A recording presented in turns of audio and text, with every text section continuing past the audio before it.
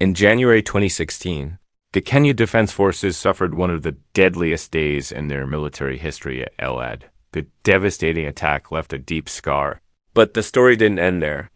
Just 1 year later, another brutal confrontation unfolded, this time at Kulbiyow, a remote military base near the Kenya-Somalia border. Today, we're revisiting the tense timeline between these two attacks, uncovering Al-Shabaab's motivations, dissecting Kenya's military response, and exploring the geopolitical battle for influence in Somalia. This is the story of how the lessons of a tragedy shaped the outcome of a new battle. To understand what happened at Kulbiyow, we first have to go back to El-Ad. On that day, Al-Shabaab executed a meticulously planned assault on a KDF-operated AMISOM base. The attack was shocking in its scale and execution. It began with a massive suicide truck bomb that ripped through the base's defenses, followed by waves of heavily armed fighters pouring into the breach. The result was catastrophic. While exact casualty numbers remain a point of debate and official secrecy, El-Ad was undeniably a symbolic victory for Al-Shabaab. It became propaganda gold, a powerful tool to demoralize Kenyan forces and the public. El-Ad changed everything. It reshaped the perception of the KDF's invincibility, emboldened Al-Shabaab, and reframed the entire conflict in Somalia.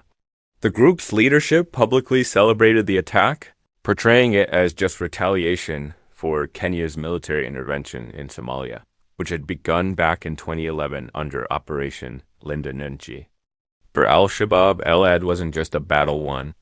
It was a powerful statement to the region and the world. After El-Ad, Al-Shabaab's strategy became crystal clear. Keep the pressure on the KDF. Their goal was to undermine Kenya's political will to stay in Somalia and weaken the cohesion of the African Union Mission, or AMISOM. The KDF was a prime target, both militarily and symbolically. They represented a major regional power, projecting its influence deep inside Somalia.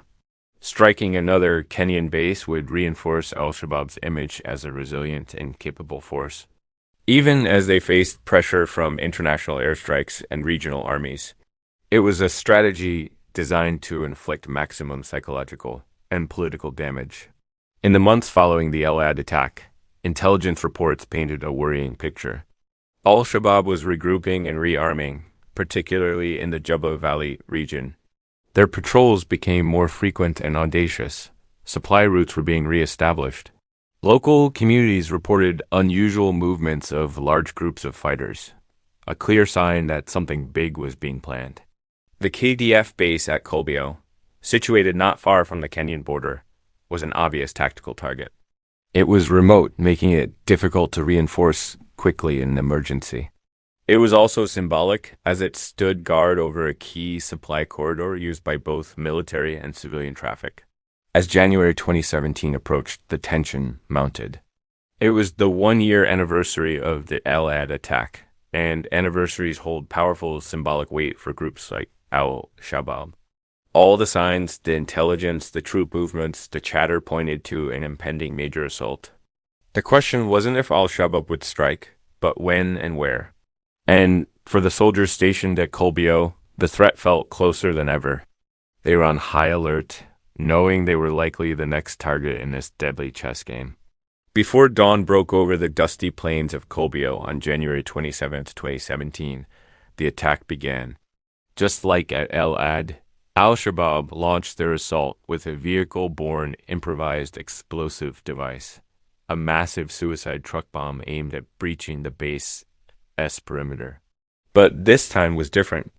Unlike at El-Ad, the KDF troops at Kulbiyow were better prepared. They had received intelligence suggesting an attack was imminent and had taken crucial defensive measures. Armored vehicles and heavy weapons were pre-positioned to counter exactly this kind of assault. They were expecting a fight. Despite this preparation, the battle escalated with ferocious speed. The initial explosion was followed by a coordinated offensive involving hundreds of Al-Shabaab fighters, who swarmed the base from multiple directions. The KDF units inside resisted fiercely.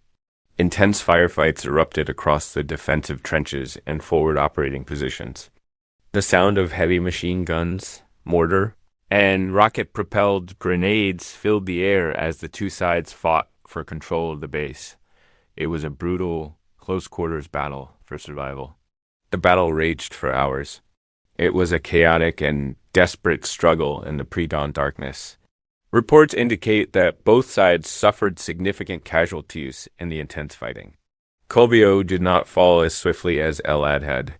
The KDF's defensive preparations had clearly made a difference. However, the sheer number of attackers and the intensity of the assault meant they eventually managed to overrun parts of the base. Faced with the risk of being completely encircled and annihilated, the KDF units executed an organized withdrawal, pulling back to regroup and prevent a repeat of the catastrophic losses seen a year earlier. So, was Kulbiyow a repeat of Adde? Not exactly. The KDF's preparedness and defensive actions significantly blunted the attack's full impact, preventing a total collapse of the base and saving many lives. It demonstrated that lessons had been learned from the previous tragedy. However, from a strategic and propaganda perspective, Al-Shabaab still achieved a partial victory. They succeeded in keeping the pressure on the KDF, dominating the media narrative with claims of a major victory, and proving once again that they remained a formidable force, capable of launching large-scale, complex attacks against fortified military positions. The Battle of Kulbiyow, like Al-Adde before it, highlighted the complex and brutal reality of the war in Somalia. It was a conflict fought not just with bullets and bombs, but also with narratives and propaganda. For the KDF, it was another painful chapter, but one that also showed adaptation and resilience in the face of a determined enemy. For Al-Shabaab, it was another opportunity to project strength and defiance. The events at Kulbiyow underscored the immense challenges faced by AMISOM forces and the long, difficult road ahead in the fight for stability in the Horn of Africa. The dust from that battle has long since settled, but its echoes continue to influence the region's security landscape to this day. Thank you for joining us on this deep dive into the Battle of Kulbiyow. If you found this analysis insightful, please hit the like button and subscribe to our channel for more content on military history and geopolitics. Don't forget to ring the notification bell so you never miss an update. We'll see you in the next one.